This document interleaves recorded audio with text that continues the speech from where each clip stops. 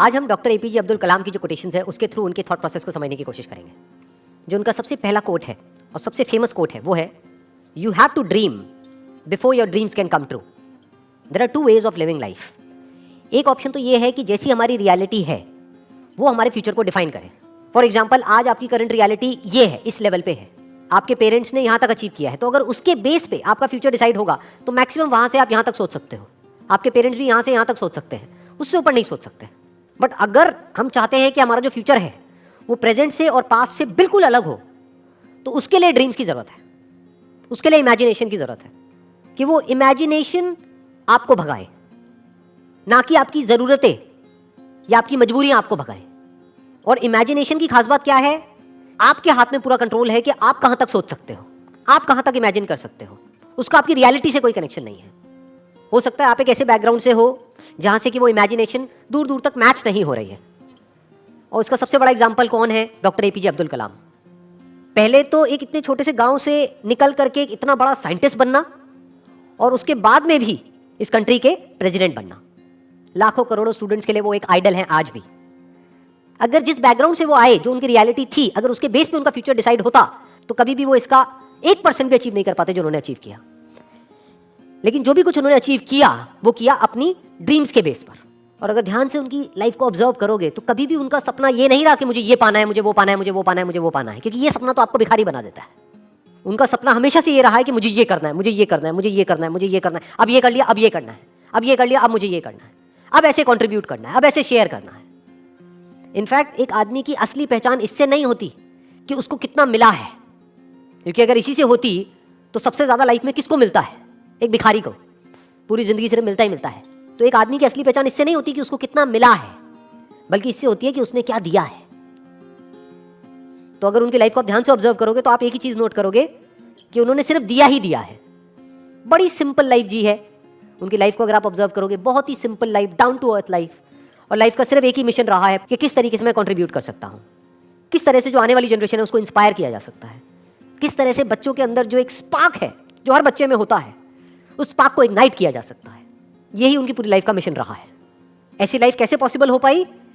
On the basis of dreams, on the basis of imagining the future as he wanted. In fact जानवरों में और इंसानों में सबसे बड़ा फर्क यही है। जानवरों को उनकी जरूरतें भगाती है, उनकी मजबूरियां भगाती है, उनकी भूख भगाती है।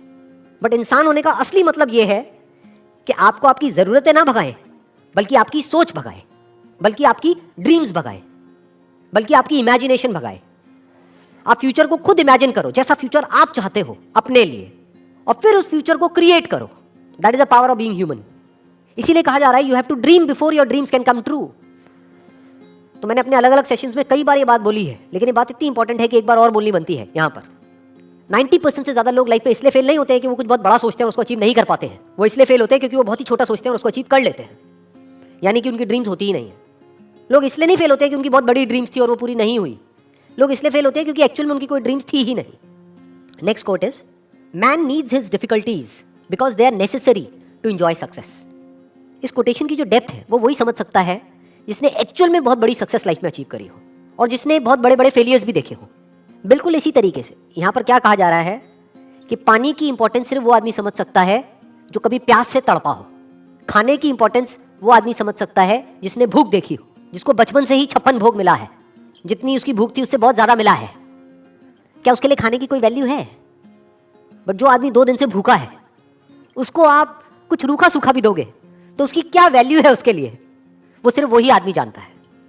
ऐसे ही सक्सेस का मतलब सिर्फ वो आदमी समझ सकता है जिसको सक्सेस मुश्किल से मिली हो, जिसके बाप ने कुछ किया और करके एक लेवल तक पहुंचा और उस बच्चे को ले जा करके कुर्सी दे दी और वहां पर बिठा दिया। वो कभी नहीं समझ सकता कि सक्सेस का मतलब क्या है।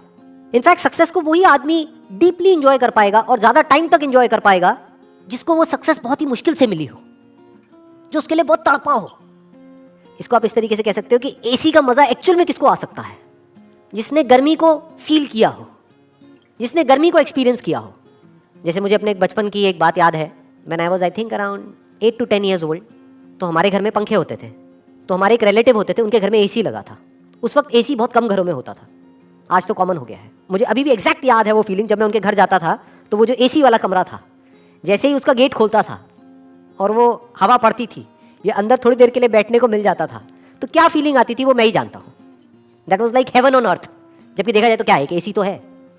अब ये फीलिंग क्या कभी उस बच्चे को मिली होगी जो पैदा ही एसी में हुआ? तो मुश्किलों से डरो मत, मुश्किलों को अपना दुश्मन मत समझो, मुश्किलें आपकी एक्चुअल में दोस्त है। क्योंकि जितनी ज़्यादा आपने मुश्किलें सही हैं, जितने ज़्यादा आपने फेलियर्स देखे हैं, उतना ही ज़्यादा आपको मज़ा आने वाला है जब आपको सक्सेस मिलेगी। Next quote is, it is very easy to defeat someone but it is very hard to win someone. किसी को भी हराना बहुत आसान है। कैसे हराना? चाहे फिजिकली हराना, चाहे बातों में हराना, किसी को भी तोड़ना। हराना मतलब तोड़ना बहुत आसान है, और विन का मतलब जोड़ना, अपने साथ में जोड़ना बहुत मुश्किल है। It is very hard to win someone. कैसे जीतना? उसका दिल जीतना, उसको जीत लेना, उसको दोस्त बना लेना, उसको अपना बना लेना, उसको अपने साथ जोड़ लेना बहुत मुश्किल है। क्योंकि उसके लिए एक ऐसी क्वालिटी चाहिए जो बहुत ही कम लोगों में होती है। क्या है वो क्वालिटी? पेशेंस। बहुत पेशेंस चाहिए। जैसे आपके घर में कोई पौधा है, उसको तोड़ना कितना आसान है, उसको पकड़ो और जड़ से उखाड़ दो और फेंक दो, बट उसको पालना कितना मुश्किल है। रोज पानी देना होगा, ध्यान रखना होगा, कहीं कीड़े तो नहीं लग रहे, तो खाद डालनी होगी, उसको सनलाइट देनी होगी प्रॉपर, ना ज़्यादा ना कम। मतलब कितना एफर्ट है, उस पौधे का ध्यान रखना कितना मुश्किल है। बिल्कुल इसी तरह से जैसे एक पौधे को मेंटेन करना होता है, ऐसे ही रिलेशंस को मेंटेन करना होता है। किसी भी रिलेशन को खत्म करना बहुत आसान है, बट उसको समझना, उसके पॉइंट ऑफ व्यू को समझना बहुत मुश्किल है। और मज़े की बात क्या है, हमारा जो पूरा का पूरा एजुकेशन सिस्टम है, it is all about defeating someone, not winning someone. उसकी तो कहीं बात ही नहीं होती। जब भी कोई बोलता है कि मैंने टॉप किया है, इसका मतलब क्या? कि बाकी सबको मैंने पीछे छोड़ दिया है। देखो मेरे को ये मेडल मिला है, गोल्ड मेडल मिला है, क्यों? क्योंकि मैं रेस में फर्स्ट आया हूँ। मतलब क्या? मैंने बाकी सबको हरा दिया है। I have defeated everyone else. तो हमारी जो ट्रेनिंग हो रही है बचपन से ही, कंडीशनिंग हो रही है, जिस तरह का एटमॉस्फेयर है चारों तरफ, जिस तरह का हमारा एजुकेशन सिस्टम है, जिस तरह की घर पे बातें होती हैं, जिस तरह के कंपैरिजन्स होते हैं, यहाँ तक कि भाई बहन को भी नहीं बख्शा जाता है, आपस में लड़वा देते हैं कि देख तेरी बहन कितनी अच्छी है पढ़ाई में, तू कितना गया गुजरा है, तू कितना निकम्मा है। तो ये क्या किया जा रहा है? कंपटीशन करवाया जा रहा है और एक दूसरे को पीछे छोड़ने की कोशिश करी जा रही है। चारों तरफ किसी दूसरे को हराने के बारे में सोचा जा रहा होता है। तो ये तो हमारी रग रग में दौड़ रहा है। किसी को तोड़ने के लिए जो चाहिए वो तो हमारी रग रग में दौड़ रहा है। तो सवाल ये उठता है कि किसी को जोड़ने के लिए, किसी से जुड़ने के लिए और किसी को अपने साथ जोड़ने के लिए, किसी को अपना बनाने के लिए क्या क्वालिटीज हमारे अंदर होनी चाहिए, वो समझना पड़ेगा और वो अपने अंदर डेवलप करना पड़ेगा। उसके अंदर सबसे बड़ी क्वालिटी होनी चाहिए पेशेंस। दूसरी होनी चाहिए केयरिंग एटीट्यूड। ये नहीं कि आप पूरी तरह से सेल्फिश हो जाओ, अपने बारे में सोच रहे हो। सामने वाले की केयर करनी होगी, सामने वाले की जो फीलिंग्स है उसकी केयर करनी होगी। अगर दूसरे वे में देखा जाए तो एक तरफ से क्या हो रहा है, जब आपने किसी को हराया तो जिंदगी भर के लिए आपको एक दुश्मन मिल गया, क्योंकि अब वो मौका ढूंढेगा आपको हराने का, और आज नहीं तो कल आपको हराएगा, वो किसी भी तरीके से आपको हराएगा। तो आपको क्या मिला? किसी को हरा करके एक जीत मिली छोटी सी, लेकिन जिंदगी भर के लिए एक दुश्मन मिल गया। दूसरी तरफ से अगर किसी को हमने अपना बना लिया, तो अगर हम किसी वजह से हार भी गए on a temporary basis because of some reason, तो वो हार बहुत छोटी है उसके आगे जो एक्चुअल में हमको मिला है। क्या मिला है? जिंदगी भर के लिए एक दोस्त मिल गया है। और दोस्त अगर एक्चुअल में दोस्त हो, वो नहीं जो सिर्फ मतलब के लिए होते हैं। दोस्ती अगर असली दोस्ती हो तो उसकी वैल्यू पैसे में आंकी नहीं जा सकती है, या ये कह लो उसकी कोई वैल्यू ही नहीं है। That is priceless. देखो ध्यान से समझो, क्या हुआ कि जब भी आप किसी को हराते हो तो याद रखना, आपको लग रहा है कि आपने उस एक को हराया है तो मेरा एक ही दुश्मन बना। अरे आपका एक दुश्मन नहीं बना है, उसके सारे दोस्त भी तो आपके दुश्मन बन गए। तो अब आपका एक दुश्मन नहीं है। अगर इस आदमी के 1000 दोस्त हैं तो अब आपके 1000 एक दुश्मन है। दूसरी तरफ से अगर आपने किसी को अपना बना लिया है या एक दोस्त बनाया है, तो ये मत समझो आपने एक दोस्त बनाया है। अगर इस आदमी के 1000 दोस्त हैं तो अब आपका एक दोस्त नहीं है, अब आपके 1000 एक दोस्त हैं। इसको दूसरे वे में भी बोला जा सकता है कि जिसकी आदत बन जाती है दूसरों को जीतने की, तो पूरी दुनिया उसकी दोस्त बन जाती है। और दूसरी तरफ से जिसकी आदत है सिर्फ दूसरों को नीचे गिरा करके खुद ऊपर उठने की, या दूसरों को हरा करके खुद जीतने की, उसकी पूरी की पूरी दुनिया ही दुश्मन है। आज नहीं तो कल उसको ये समझ आ जाएगा, पूरी दुनिया उसके अगेंस्ट हो जाएगी। और इस तरफ से अगर किसी के अंदर ये क्वालिटी है तो पूरी दुनिया उसके साथ में आकर के खड़ी हो जाएगी। और इसमें सबसे बड़ा एग्जाम्पल है वो जहां से कि कोटेशन आ रही है, यानी कि डॉक्टर एपीजे अब्दुल कलाम। चाहे कोई भी आदमी हो, किसी भी रिलीजन का हो, किसी भी कंट्री का हो, सब उनकी रिस्पेक्ट करते हैं। ऐसा कैसे हो पा रहा है? इसका मतलब ये है कि उन्होंने सबका दिल जीत लिया है, सबको अपना बना लिया है।